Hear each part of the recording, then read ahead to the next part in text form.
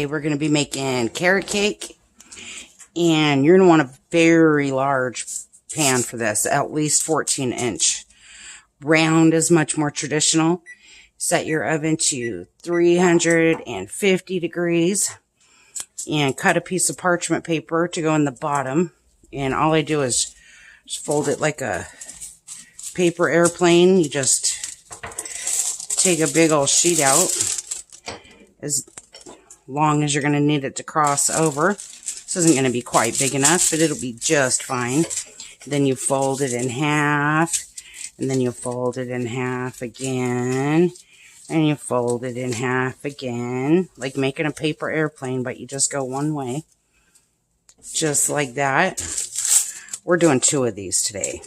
Then you just set this in the middle. You eyeball the edges here, just get it somewhat measured out. And you flip it upside down too, but I don't want to lift this big giant skillet, so we're just doing it in the pan. And then you just continue that cut right there. And then when you unfold it, you have this perfect shape. Look at that. We're going to want to spray this with some cooking spray, or you could grease it with butter. Make sure you get those edges. I'm making a mess out of the stove here. Then put your parchment paper in. Level that out. We're making carrot cake for birthday parties tomorrow. Both of the girls have a birthday just a few days apart, so we're making them each their own cake. So make sure you spray that parchment paper too. Not necessary though. I have forgotten it. It still pulls off. Then we're going to need a large mixing bowl. And before we start this, we've grated 4 cups of carrots, which we found really huge carrots. So this was 4 very large carrots. Grate those up before you start. Make it a whole bunch easier. This just goes together pretty quick, but it does have quite a few ingredients. It's like poor man's cake over here. Well, it used to be until the price of oil went really high. Okay, so you're going to start with 2 cups of flour. And then we're going to have 2 cups of sugar, 1 teaspoon of salt, 2 teaspoons of baking soda, 1 teaspoon of allspice, and then we're going to use 2 teaspoons of cinnamon. And this is hot cinnamon. Mix that all together. Make sure all your spices are evenly distributed. Now we're going to add in all the fun stuff. 1 cup of oil. I'm using peanut oil.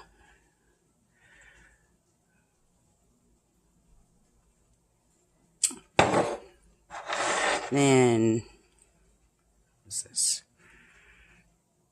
2 teaspoons of vanilla. I'm using artificial vanilla. And 4 eggs. You can break them into a cup if you're worried about the shell getting in there. 4 eggs. And mix this together pretty thoroughly. And then we're going to add 4 cups of shredded carrots that we've already shredded. And if you once you shred your carrots, you want to cover them quickly or they'll turn brown while they're waiting for you. Once you got it all mixed up like that, add in your carrots. And our oven is almost ready. It's at 326. Then just stir these in. I just use the back of my spoon. I choke it down right here and then just push this down. Nope, oven's ready. Push this down into that batter. And this doesn't look like it's a lot of cake mix, but it turns into a big cake. This is a fairly large cake. It's 16 servings, and those are adult-sized servings. Beautiful. Now, just pour that all right into the center. If you do that, it helps keep everything it helps keep any of the cake mix from going underneath your paper and messing up your paper. And you just spread this out slightly.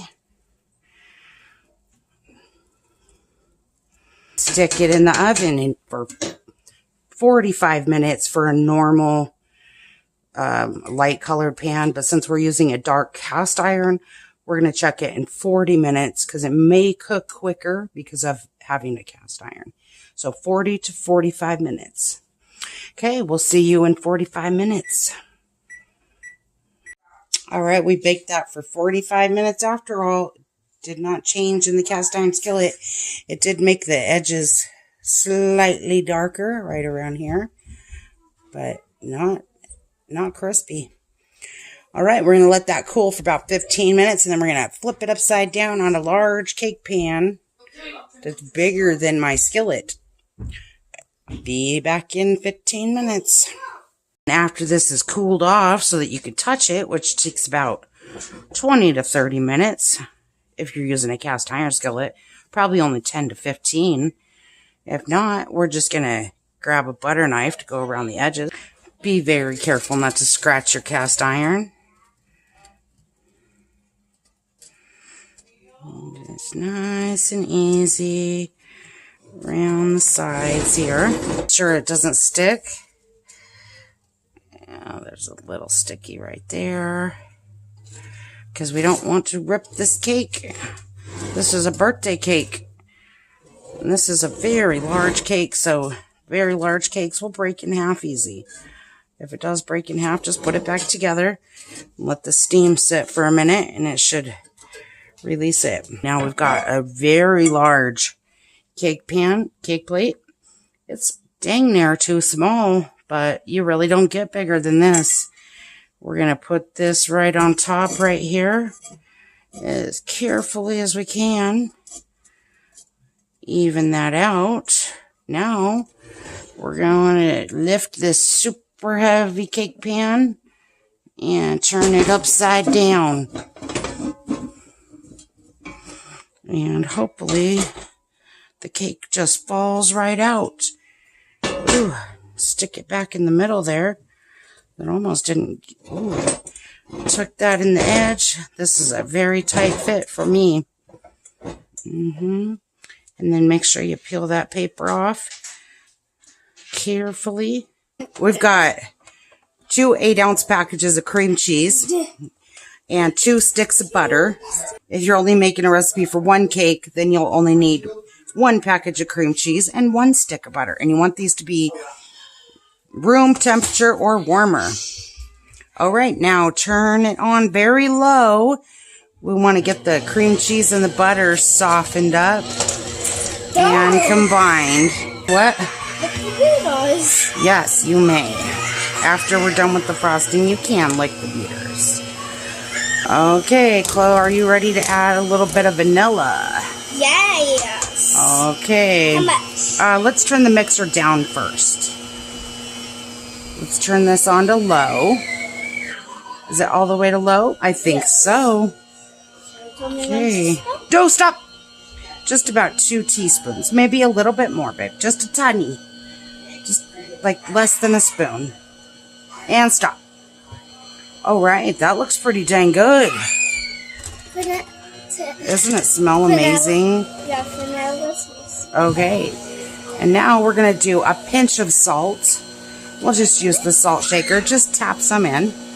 You just want no more than 1/4 teaspoon. A little more, baby. A little more. A little more. Okay, now get that mixed in. No, you got to turn the bowl. Yeah, you might need to turn it up, huh? Yes. Okay. Duh. Whoa, it starts getting tricky, huh? Yes. Look out for guys. This is so easy. This is like the easiest frosting on the planet. Literally, you just mix a couple things together. And you don't even have to do it as long as this. If you can even stir it together, it'll still taste amazing. It just won't be lump-free. Okay, now we're going to start adding powdered sugar. What's powdered sugar? We're going to be adding 2 pounds of powdered sugar, but if you're only making one recipe, then you'll only want 1 pound of powdered sugar, which is 2 cups instead of 4. I'm going to be adding 4, which is 1 whole 2-pound package. There we go. Now that's getting to be really good and smooth. Alright, we have a brand new 32-ounce package of powdered sugar. And we're just going to add that nice and slow on low so that the mixing bowl doesn't try to run away from us and spit powdered sugar all over the kitchen. Definitely do not do what I do, and I always choose a bowl that's just a tiny bit too small for what I'm doing. I definitely recommend a larger bowl, which I have, but I was thinking I don't like to use that glass one because it's too heavy to pick up. So I was trying to cheat, and now that I've cleaned up the powdered sugar off of everything, including myself, the floor, and the fridge, I coated the fridge in it. So now we can add the food coloring, which we're doing pink and purple. So we're going to start off by adding red. And sometimes when you're adding red food coloring to a frosting recipe that has butter as the base, that yellow will tint it just a little bit. So we may have to add more than necessary to get that pink color that we're trying to get to. Once we turn this entire thing pink, we'll frost we'll use half of it to frost the one cake, and then we'll add blue to make the rest of it purple. All that noise is the granddaughters in there playing with Grandpa, and that's him making all that noise, not them.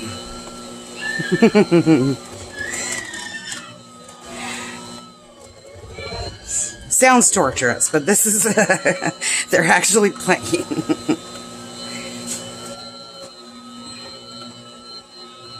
Alright. Oh, I think we need just a little more pink. We're going for Barbie pink. This is so much better than buying store-bought frosting. This will cost you about the same, too. This is $3 in cream cheese and $1 of butter. Oh, and the powdered sugar, that's about $1.50. So this makes a lot of frosting for $4.50. And you can do vanilla on a carrot cake, but cream cheese frosting is so much better. You just gotta frost it and then let it get cold in the fridge overnight, and the next day when it's cold, oh, it tastes so good. You have to store cream cheese frosting in the refrigerator because it is a milk product. Okay. I'm not worried about scraping off the beaters yet. Or not too much anyway, because we're going to be turning this into a fabulous purple as soon as we get half of this out of here. Yeah, that made a lot of frosting. Look at that. That's probably close to 6 cups of frosting.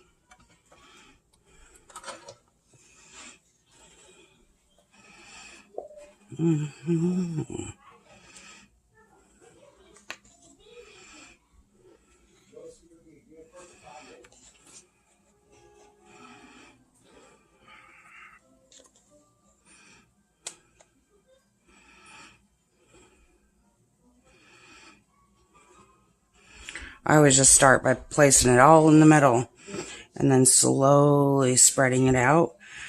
Now, if it starts sticking to your cake breading, you just put more on there so that it has enough to glide across that top layer.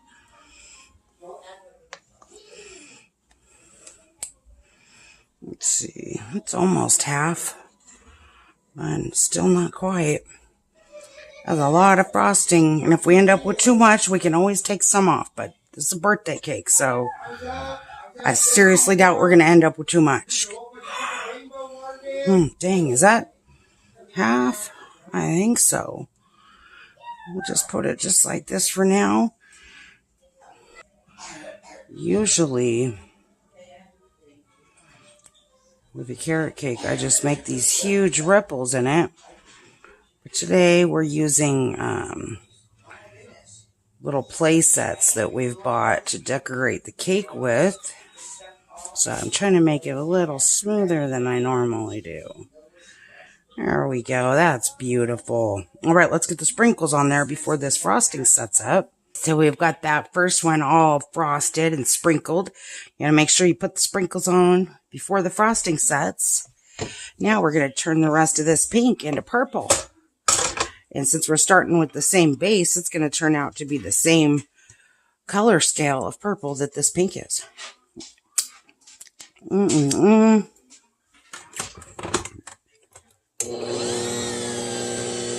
Okay, start that turning. And just start adding some blue until it gets to the color that you like. Then yell at the granddaughters to come and lick a beater. Ladies! You want to lick the beater? Who wants the frosting? Thank you, Grandma. You're welcome, sweetie.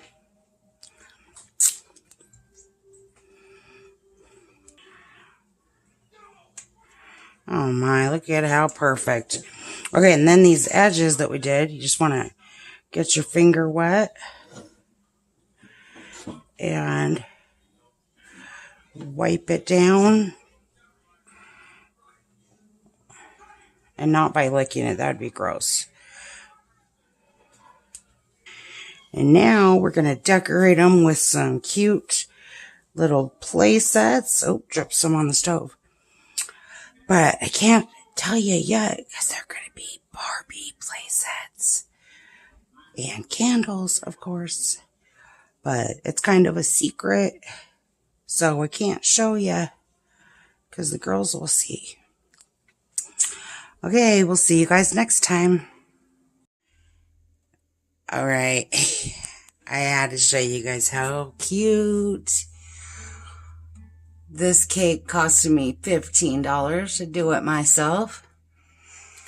And this cake costed me $15 to do it myself. These are big cakes. They're going to feel so spoiled. Okay, see you guys next time.